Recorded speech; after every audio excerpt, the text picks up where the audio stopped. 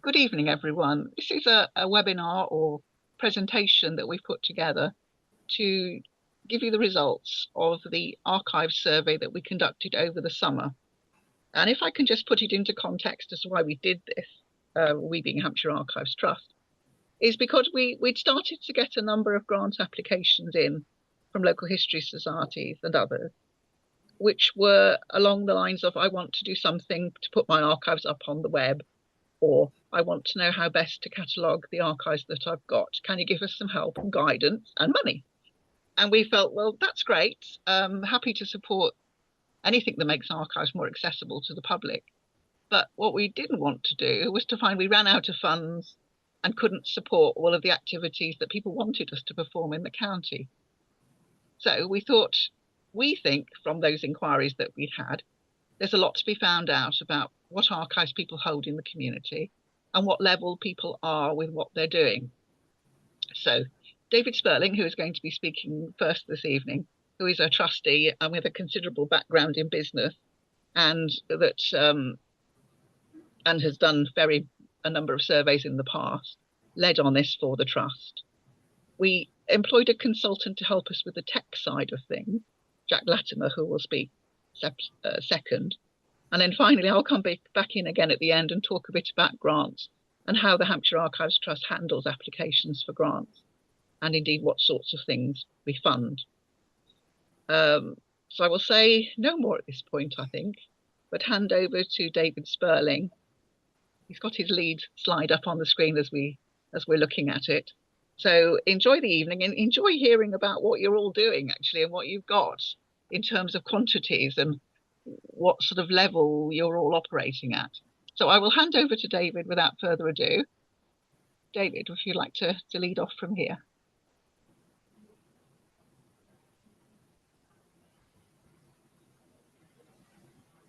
Good. Well, thank you very much, Sue, for that introduction, and delighted that you are able to join us. And also a big thank you to those of you who responded to the survey.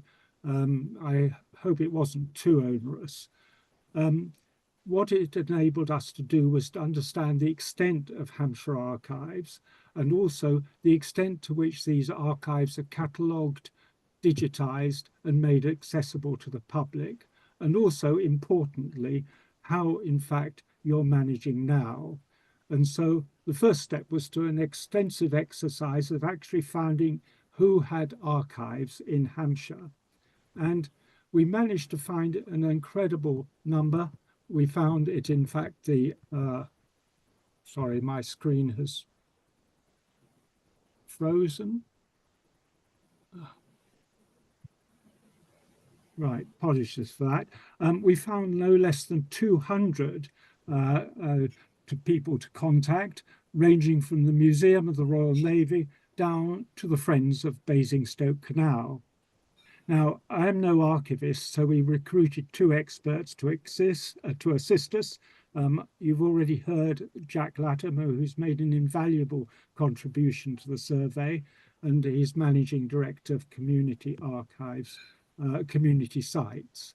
The other person we recruited was in fact my son, who is a software expert, and he contributed courtesy of Vodafone's Charity Days programme.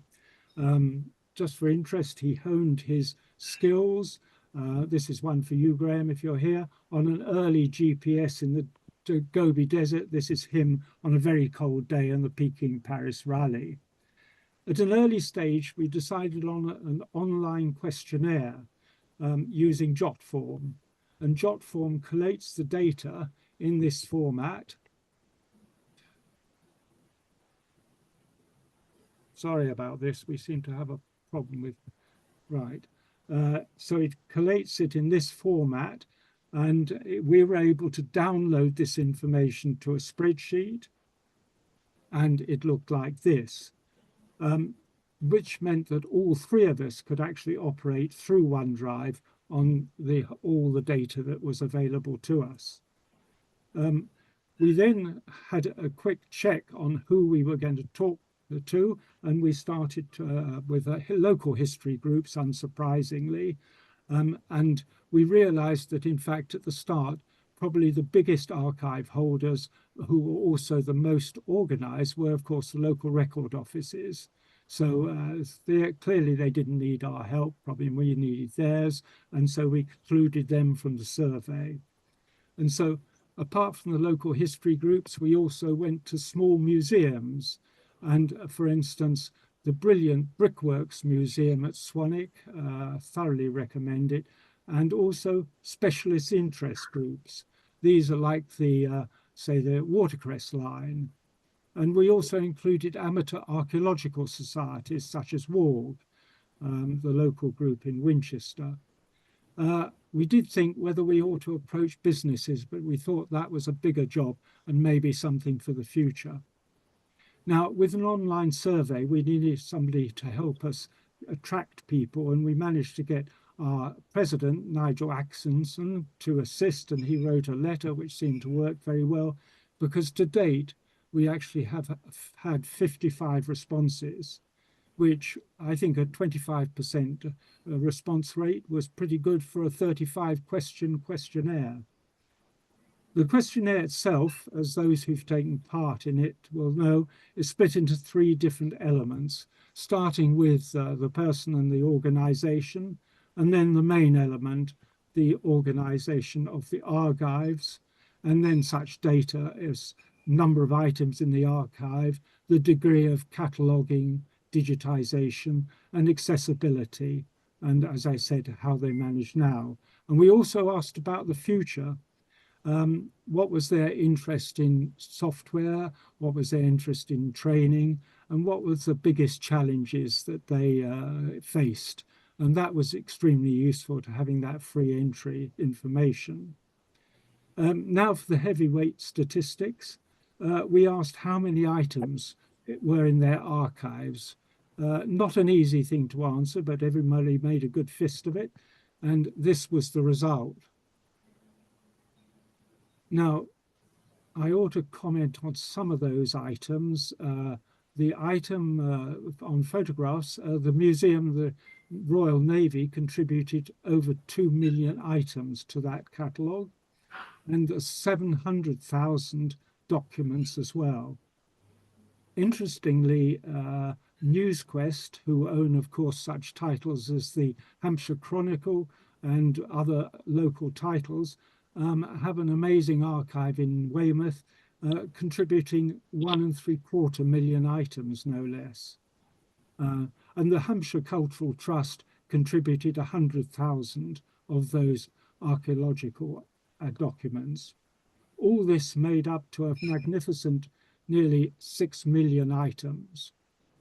So assuming we had a representative sample, this meant that Hampshire boasts no less than 25 million archive items. That's excluding the record offices. So just a small challenge for us as Hampshire Archives Trust to assist. So how are they doing, the groups? We measured three key indicators. Firstly, starting with the degree of digitization, and this indicates the situation. And that, so on average, makes 16% of the total. The second key indicator is the degree to which the items are catalogued. And we had some lovely examples ranging from East Woodhay Local History Group with this. And then from NewsQuest, which I mentioned earlier, this. And then Boulder Parish History Society contributed this, and Kingsclear Village Archives contributed this. And I just couldn't resist this. I'm first in the queue to access the Bedbug Recorder, or better still, the newsletter. So thank you to Kingsclear for that. And how are we doing on cataloguing? Far better, 72%. However, as you can see from it, there's a big disparity in terms of the usability of these people stating they have a catalogue. The next area that we looked at was who can search these. And as you can see, about 45% of the catalogue was only available either to the archivist or designated member of the group. 29% of the sample said that they could actually have their catalogues available online, but in most cases, when we looked at this, this was only a subset of their archive. Just an example, National Aerospace virtually have all their catalogue online, and this is their screen, as have Ropley History. We next looked at the viewing of archives themselves, which is quite variable. If you look at it, 18 of those 52 organizations said that their archives could be viewed at their premises, a similar number of at their we had a similar number in their a similar number could be viewed via the archivist. Now, how keen are they to improve access to the archives?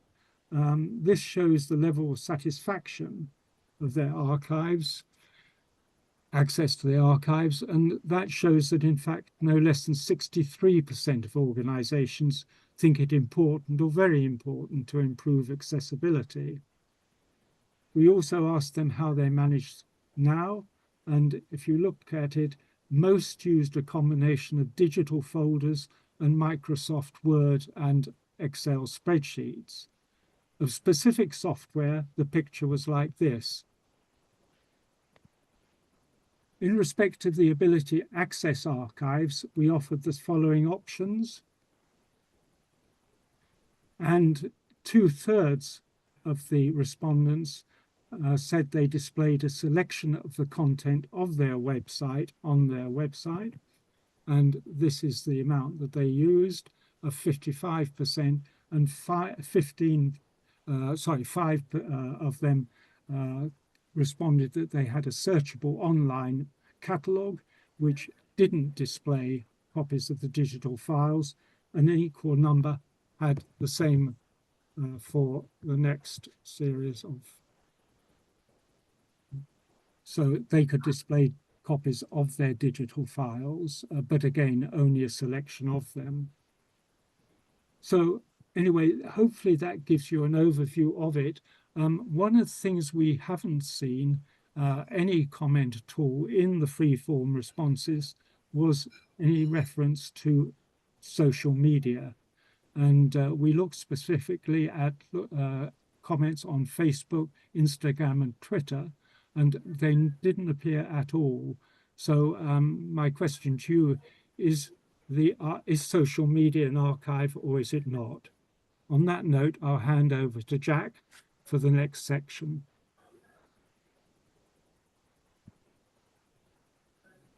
Righty-ho. So I'm going to, 1 second, let's switch on.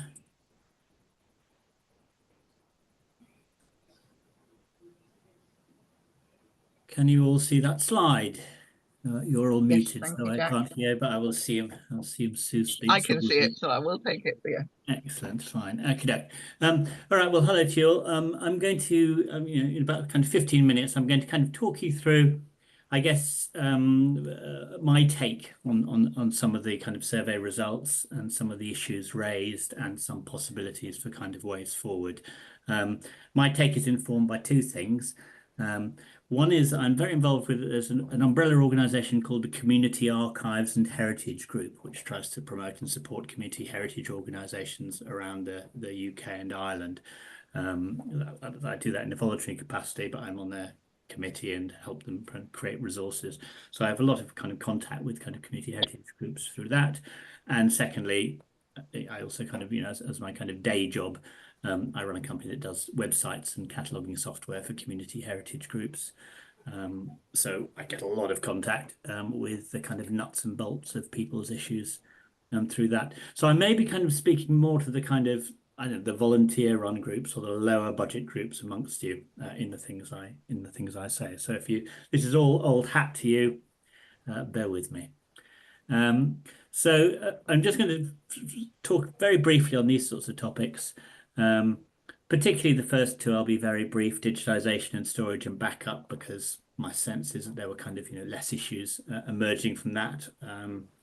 Cataloging, I'm going to talk a little bit more about, and I'm going to end up talking about, perhaps the goal of where you're trying to get to ultimately, which is a kind of, come the day after many hundreds of hours of work, etc., having a full kind of online catalogue with all your collection digitized and searchable by the public. So those are the topics I'm going to go through.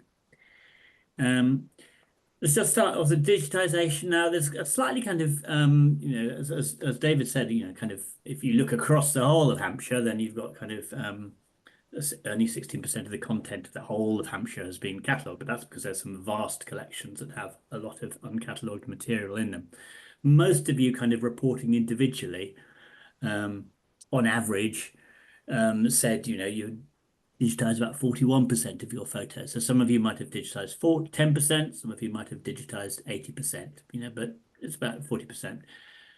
Similarly, 37%, same sort of thing. You might have done more or less. 25% of videos, 19% of audio, which is absolutely typical. So it's much easier to kind of digitize photos and documents. And as you all know, the challenges you all reported were time, lack of volunteers, etc.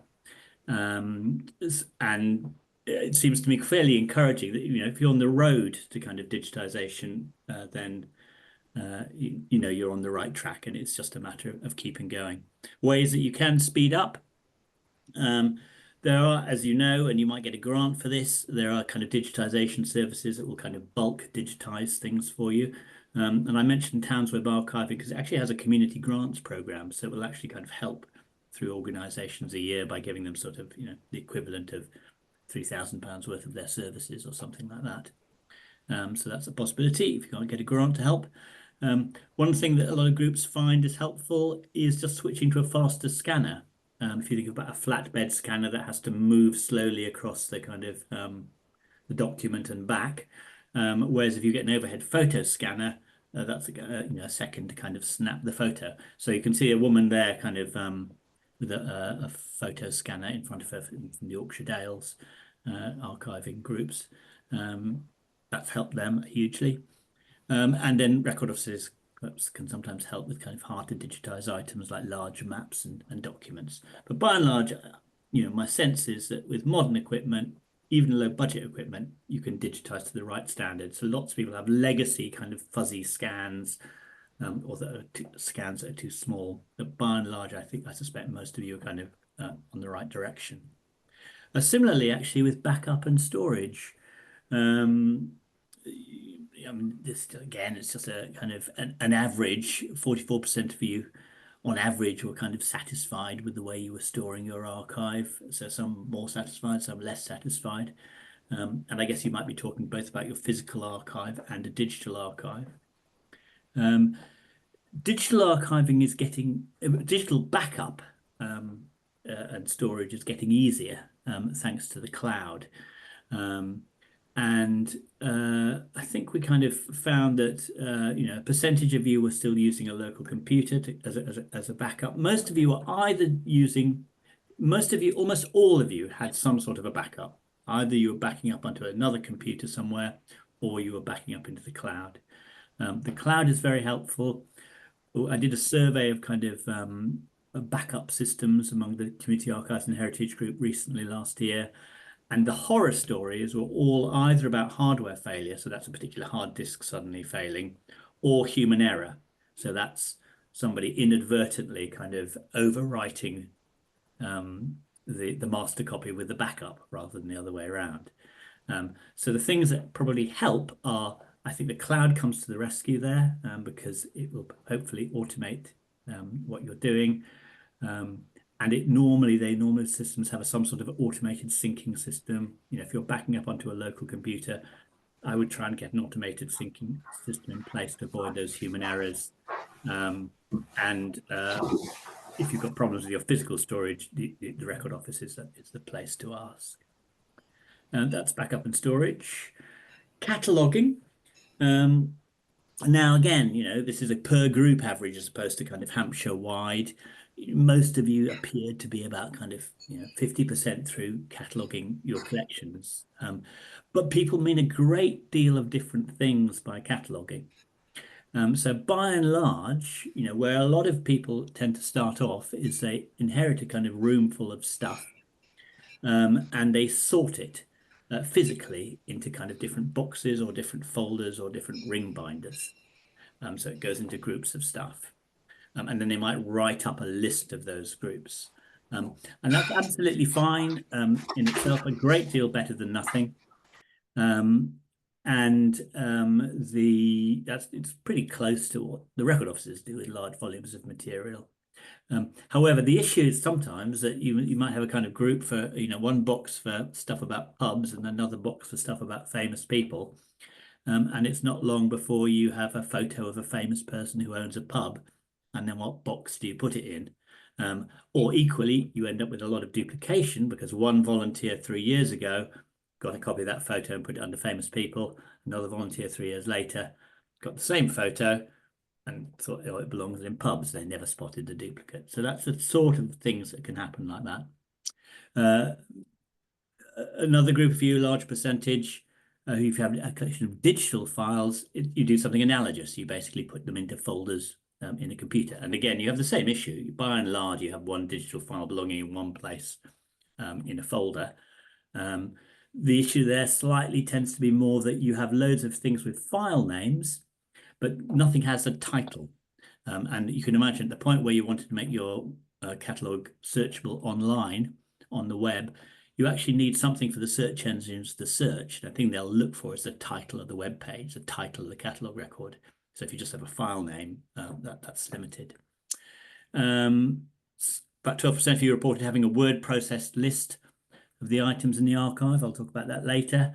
Another 13% said you had a spreadsheet of the items in the archive. I don't know whether that really is items or groups. We asked, some people send us in examples. Most of them were kind of group level descriptions. And about 12% of you had started using kind of software on a local computer to start cataloging the items. Sometimes it was a homegrown system. Sometimes there's things like modes that run locally.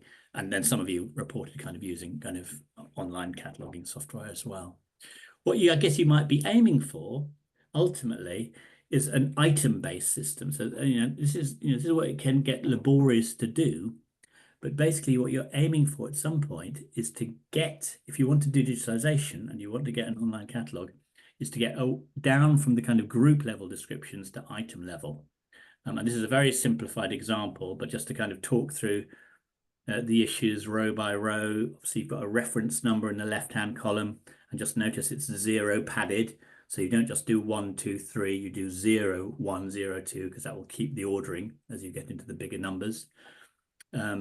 Notice that you separate out the title and the description fields. So you want to keep titles sort of relatively short but unique, and then any additional information goes into the description field. There's a set of keywords for format. So, quite often, if you looked at the kind of labels on the boxes in that kind of cupboard that I was talking about earlier, you might have all sorts of boxes. You might have one box that is called something like maps, and another which is called pubs, and another which is called 1950s. And those are sort of different dimensions of information, aren't there? One's about the format of the object, one's about the subject, one's about the date. And it's really worth separating those out, because then ultimately you'll be able to search by all those three aspects independently. So you probably want one set of keywords for format, another set of keywords for subject.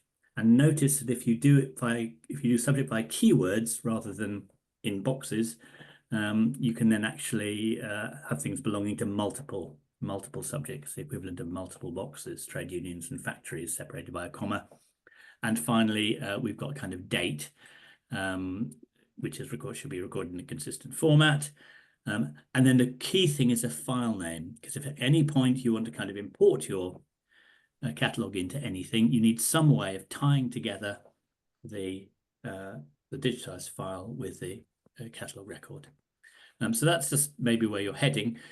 And to get there, the key thing is to start using a void word Ultimately, Word is unstructured data. It's a lump of data.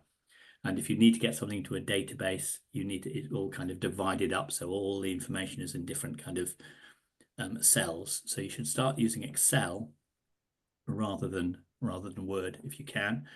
As I say, start using separate sort of groups of keywords for subject and format. Be standardized about the way you record dates. And by that, I mean avoid things like saying pre-First World War as a date, because it's impossible to know exactly what pre-First World War means. So you need to kind of make things so they could be interpreted as a standard date range. I suggest you look at a recognized cataloging standard. If there are kind of all the museums follow one particular cataloging standard around the country, all the record offices follow another one, slightly unhelpfully. But there's something called Community Archive Cataloging Guidelines, which kind of gives an overview of both and also tries to pick out the common core sets of fields. And that's worth having a look at.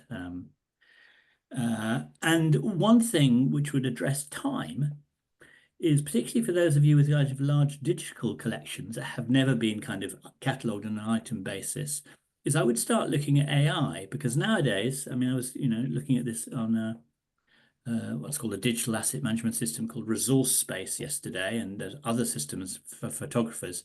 You can actually upload an image somewhere, and it will make a very, very good fist at giving a title to it, giving a description to it, adding keywords to it, just by kind of reading the image. And so if you want a fast way of getting going with a large collection of digital files that have no sort of titling, no tags, no descriptions at all, that would give you a starting point. So I think that's definitely something to watch for the future. And then ultimately, the Holy Grail, we get to the kind of the point where you've got your online catalogue. You've got your and either you kind of have a spreadsheet ready to import into it, or somehow you get the funding or the resources to create an online catalogue, and you start cataloging directly on that.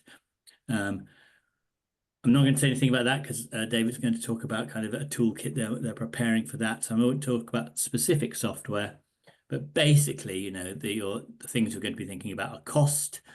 Things will slightly depend on that structure of your catalogue, whether you're closer to a museum catalogue or a record office catalogue in structure, because there's different software that is natively works with different sorts of catalogues. So that's a real kind of distinction. And it matters whether you want your catalogue to be integrated with your website or whether you're happy for it to be at a separate web address, which is obviously much cheaper. Whatever software you use, do check out the export facility, because all the disasters that have happened with heritage organisations, particularly community ones, have been related to them putting their time and effort into cataloguing on things that they then can't get the data out of. So check for yourself that there is an export button that you can press and check what the results are. Remember, you don't need necessarily vast amounts of file storage on your cataloging system, because you're not normally uploading the original big source file that you've digitized, but a smaller reference copy of it that's small enough to easily upload and for people to easily download on the web. And remember, because some of you have kind of questions about, do we have the rights to publish this material? You do have, if you're unsure about the copyright for a particular kind of image, for example, you do have the rights to archive that image. There are kind of exemptions on that, but not to republish it. But you could just publish the catalogue record without the associated media file in that case. So I think that's all I'm going to say. I'm going to I'm sorry, I've canted through that at some pace, but I hope that some of it was useful. And that's all from me. Thank you, Jack. That was very, very interesting indeed. I will say a few words about grants, if I may, at this point. But Jack, may I ask you to liaise with David? You mentioned a number of very useful items there, I think, bits of standards or whatever that people may wish to refer to. Can you, with David, produce some sort of glossary so that we can share that with groups? Sure. I think that would be very helpful, rather than trying to scrabble around and trying to work them out again from scratch.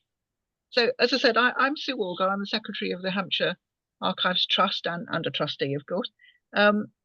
one of my burdens, if you like, delights in other ways, is to sort of spearhead the grants program with the help of a couple of other trustees when we need to make decisions on things. But if I can just start out by saying, in general, each July we meet and we set a level for the grants program, financial level for the grants program we're going to award in the financial year that we're in.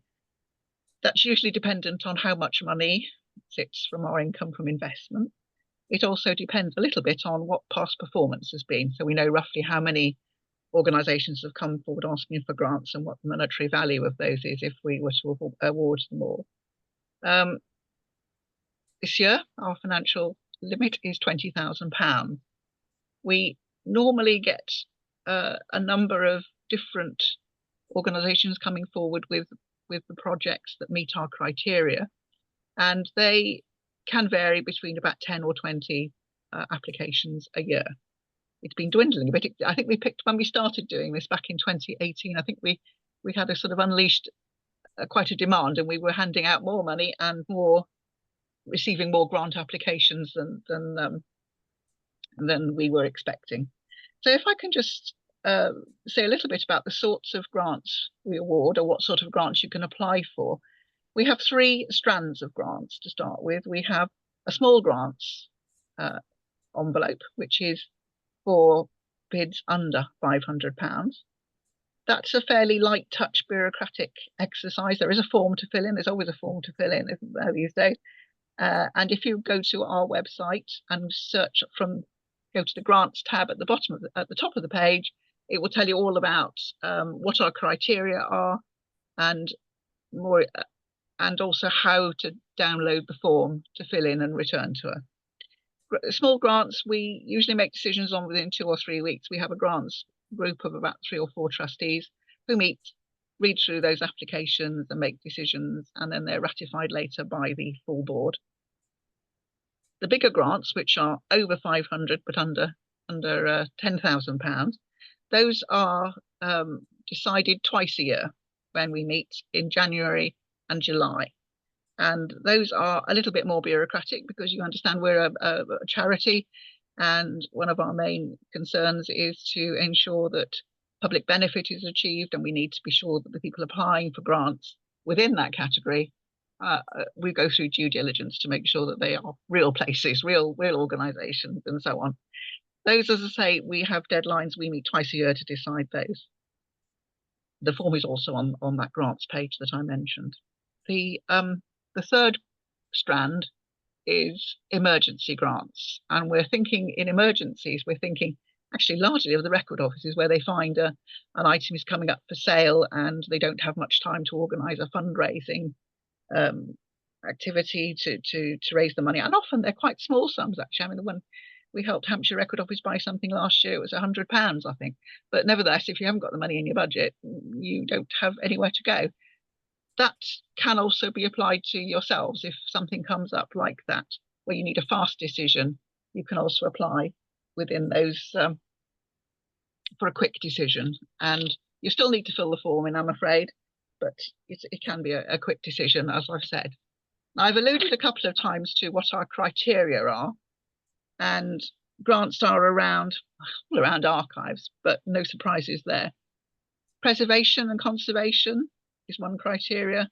Display of archives, projects that require an understanding or knowledge of archives, research and publication, and projects and events linked to archives.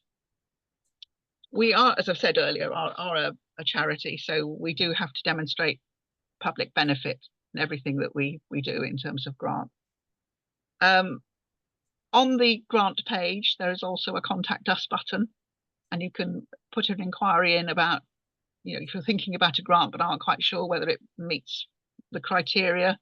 You can certainly send us an email and we will give you some feedback on whether we think that's a sort of bid that we would entertain.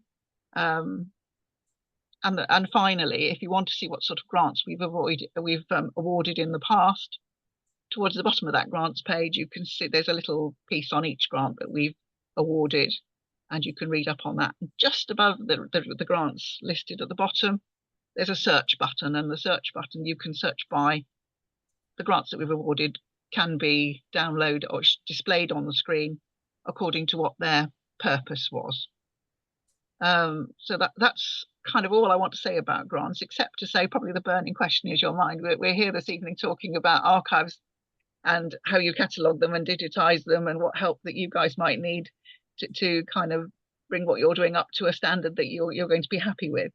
And the answer to that one is we like projects that have got a beginning and an end. We don't like projects that are open-ended. So whilst we might entertain grants for, I don't know, buying a scanner or something, we would not be have an interest in supporting a project which was to fund the ongoing running costs of having a website, for instance. So I think that's all I want to say.